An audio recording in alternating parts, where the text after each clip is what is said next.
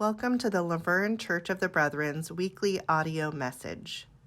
Here at the Laverne Church of the Brethren, we create a Christian community called by Christ to be inclusive, caring, and peace-minded.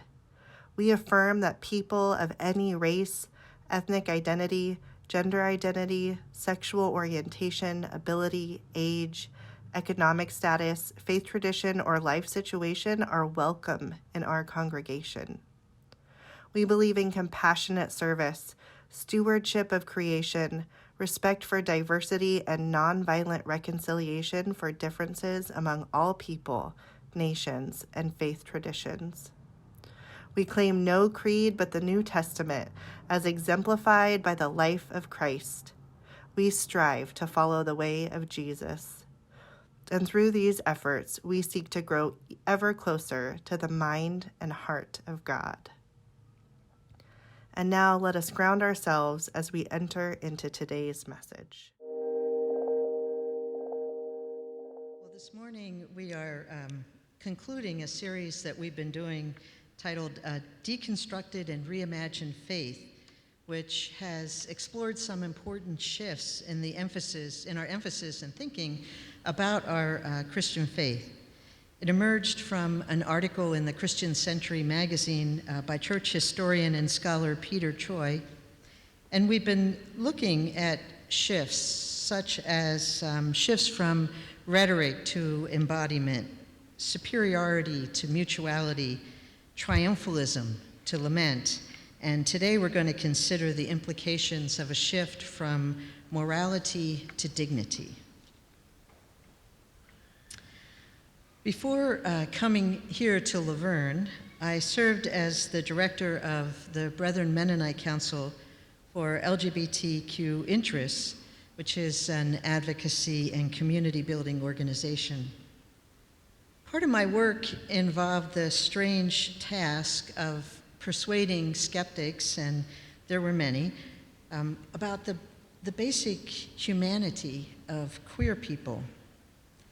In my interactions with various church people and congregations, many interesting, sometimes painful, often confusing, and even condemnatory comments were directed towards me. Now, I've never thought of myself as a particularly threatening nor a wanton, perverse kind of person, but apparently, for some at least, I embodied those distinctive traits. I was told on more occasions that I care to remember that I and all of those who happen to be like me were headed to hell for sure. Now that is an audacious thing to say to anyone as a matter of certainty, especially someone who you don't even know. Now, it may indeed be a certain perverseness on my part, but when someone would say to me, "You're going to hell," I often found their pronouncement to be oddly comforting. After all, it reflected an assumption that I would be occupying a much different eternal space than they, which was something that I usually found reassuring. And in addition, I happen to know a respectable number of queer-identified people and very much enjoy their company. That reality served to quell any great fears about my own afterlife. I would be among friends for sure. Now, there were variants, of course, in terms of those who felt compelled to challenge my life, my identity, or my choices.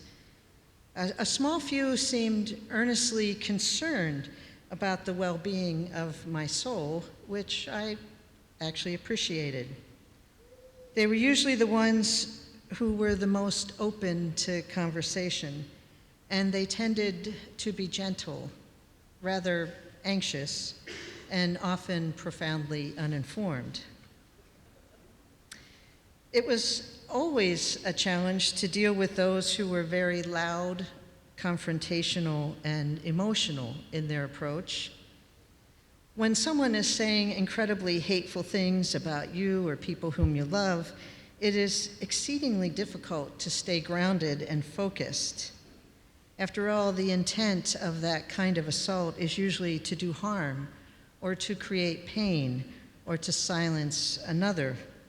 The emotional, reckless nature of such encounters is hard to absorb, which does make it a very effective strategy in terms of keeping people in their place. When encountering that kind of provocation, on most days, I would think things that I could never repeat here in church and can only hope that God is merciful. But on a few days of greater clarity and grace, I would wonder what had happened to them or what was happening to them in their own life that caused them to direct so much emotional anger and intensity towards a group of people whom they barely knew and who bore them no ill will. This kind of posture could open space for some compassion and deeper understanding while still acting to try to minimize the impact of that kind of verbal assault upon vulnerable people. In looking back, however, I think the most difficult people for me were not those led by a misinformed piety or even unexamined reckless emotion. Rather, who was hardest for me were the moralists, those who were so smug and certain of their superior rightness and so confident about their ability to ascertain and assert judgment upon others in the name of God. They were the ones who would purse their lips when passing by our booth at annual conference, making clear their disdain. Their fondness for Scripture was not to engage or liberate, but mostly to pontificate or entrap. The Bible often served as a tool to keep order and facilitate control, to tame the ambiguities and messiness of life, to keep simple the complications of contested moral issues. Jesus struggled daily with the moralists of his time. He and his disciples were constantly being chastised for breaking the rules. They ate with tax collectors and engaged sinners. They ignored important liturgical fast days, claimed to forgive sins, healed on the Sabbath, and had the audacity, as we learned in our scripture reading this morning, to pick ears of grain to satisfy their hunger on the Sabbath day. To the question, why are your disciples doing something on this day that is forbidden? Jesus responds, the Sabbath was made for people, not people for the Sabbath. This was not a new revelation in Judaism. Humane considerations were always paramount within the rabbinic teachings about the law, but what exactly that might look like in real-life situations was a continual source of debate and disagreement between various factions of Jewish leadership. With his words and also with his actions, Jesus places himself in continuity with a very generous interpretation of this Jewish tradition of humaneness and declares his authority in this matter. The Sabbath was made for people, not people for the Sabbath. It is an affirmation of human dignity above rigid moralism. Cole Arthur Riley is a writer, poet, and creator of beautiful Black liturgies. Her book, This Here Flesh, Spirituality, Liberation, and the Stories That Make Us, contains a chapter that she titled Dignity. And in that chapter, she describes her father with these beautiful words of affirmation. My father was born smooth. He glides and sways when he walks, cuts his hand through the air in meaningful arcs when he talks, like he's in a ballet. I've never seen the top of his head because I've never seen him look down. He told me from a very young age, keep your head up, relax those shoulders, look at that skin shine. He told me that black was beautiful. It seemed to me that he was a man who would never think to apologize for his existence. Some people are born knowing their worth. This morning, as a part of our Summer of Service, we're going to host a community giveaway of donated banned books. According to the American Library Association, there were some 2,571 unique book titles that were targeted for removal or restriction in libraries and schools in 2022 alone.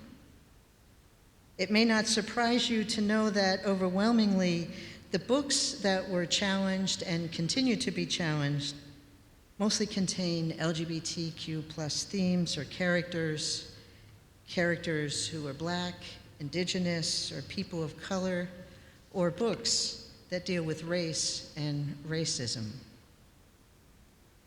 Lately, I've been working my way through the top 13 most challenged books of 2022 for schools. Now, most of them are these very tender, angst-ridden, honest, earnest, young adult coming-of-age stories. And they feature LGBTQ, Black, Indigenous, or people of color as they claim the goodness of their own identity and their own worth in the midst of a world that often moralizes mercilessly about the value of their bodies and experience. In his book, All Boys Aren't Blue, a memoir manifesto, number 2 on the banned book list, the author George M. Johnson describes what life has been for him as a young Black queer man. In his introduction, he writes, "Please know that this book was crafted with care and love, but most importantly, to give a voice to so many from marginalized communities whose experiences have not yet been captured between the pages of a book." In other words, Johnson is clear that a part of his task in writing is to claim the dignity of his own story, his own life, and his own worth, so that others with similar experiences might do the same. Those who challenge book titles nearly always do so in the name of morality, insisting that they are protecting children or other adults from a perceived danger or a violation of a major moral code that must be upheld. Yet perhaps not surprisingly, the burden seems always to fall disproportionately upon the most marginalized. In his article about Deconstructed and Reimagined faith, Choi quotes Cole Arthur Riley, "Injustice has survived by cowering behind the guises of morality and ethics." In thinking about what it means to embrace a reimagined, deconstructed Christianity, Choi concludes, and I quote, "The shift from morality to dignity means remembering that when Jesus faced a choice between rule following and affirming a person's dignity, it was never a hard choice. The Sabbath was meant for people, not people for the Sabbath. May that be our practice and our delight. And I invite you after the worship service to come out to the corner of Bonita and E Street and celebrate the gift of banned books.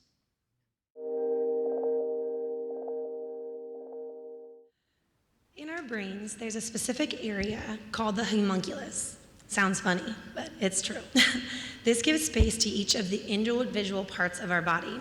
Today we're going to do an embodiment practice that strengthens the connection and map of our physical bodies to our mind. As we connect and draw attention to this area, any area, the connection in our brain grows stronger. The more connected we stay to our physical bodies, the more this is strengthened in our mind. Literally, areas we don't use or pay attention to physically grow fuzzy, or other areas take over. We are now going to do the experience called body mapping. I'll ask you to gently go ahead and close your eyes if you feel comfortable, or have a soft gaze in front of you. And we'll draw attention throughout our body. Please join me. As you inhale, notice the subtle positioning of your face. Around your eyes, relaxing your eyelids. Draw attention between your brows, your cheeks, your lips, your jaw. With each exhale, imagine finding greater ease and softness, releasing any judgment or tension in this area, letting our face rest. Feeling now the attention move to the top of your head, the back of your head, around your ears, down your neck to your shoulders. Feeling them ease and release a bit, settling on your rib cage more easily. Feel the back of our ribs, the subtle expansion with each breath. Notice the muscles along your back, our spine, giving gratitude for our spine, the conduit it is, the stability and mobility it provides. Now, bring your attention to your right arm, the shoulder, the upper arm, elbow, wrist, hand, each fingertip one by one. First the pinky, ring finger, right middle finger, pointer finger, and thumb. Feel your right palm, the right palm and the front part of your arm, giving appreciation for this right arm and the use you have in it in your upper body, the way it connects us and the way we use our arms to care for ourselves, interact with those around us. Now to your left arm, the upper shoulder, the upper arm, elbow, forearm, each finger one by one, pinky, ring finger, middle finger, pointer finger, thumb, your palm, and the whole front part of your arm. Feel the connectivity surge between these fingertips. Now to the lower legs. We'll start from the toes, the furthest part of our body, often forgotten and not nearly given enough attention to how much they do. Sense the tips of your toes of your right foot, the bottom of your foot, appreciating its sense of connection with the ground, the top of your foot, right ankle, grateful for the balance and adaptability it provides, the top of your right shin, back of your calf, behind your right knee, your kneecap, the entire knee, and the stability it provides, the front part of your thigh, strong and supportive, and the back of your leg and right hip. Now to the left leg, your left toes, feeling them spread, the bottom of your foot, top of the foot, the left ankle, again grateful for the adaptability and balance it provides, the top of your shin, back of your calf, behind your knee, the front of the left kneecap, your entire left knee, the front of your left thigh, strong and supportive, back of your left leg, your left hip. Now pause at your hips, drawing attention around the back and around the front of your pelvis. Grateful for the mobility of your hips and all that we hold in this area. Continuing that attention and energy up towards your abdominals, our midsection, sensing your organs, appreciating all our body does, remaining active throughout the day without our conscious attention, appreciating the complexity and interdependence of our insides. Finally, bring attention to the front of the chest, our rib cage, that holds our heart and our lungs, sensing the warmth and spaciousness inside of your ribs. Feel a sense of connection wash over you as you feel your entire being, head to toe. Inhale, feel this breath expand and reach each cell of your body. Together, let's exhale and release any constriction that prevents your expansion and our collective expansion. Again, inhaling, feeling the energy and warmth through our entire body. Exhaling, releasing all constriction. Now I invite you to open back up your eyes, bringing our inward connection outward. As we map and love and explore our entire body, may we love, honor, humanize, and care for ourselves and those around us. Now, I think there's an importance in speaking our intention and integrating it into our being. So now I invite us to say this all together. I'll repeat it once, and then we'll repeat it twice together. So it'll go like this. May I love, honor, humanize, and care for myself and those around me. Now, if you'll join me. May I love, honor, humanize, and care for myself and those around me. Again. May I love, honor, humanize, and care for myself and those around me. And then let's go forward, more embodied, moving from morality to dignity.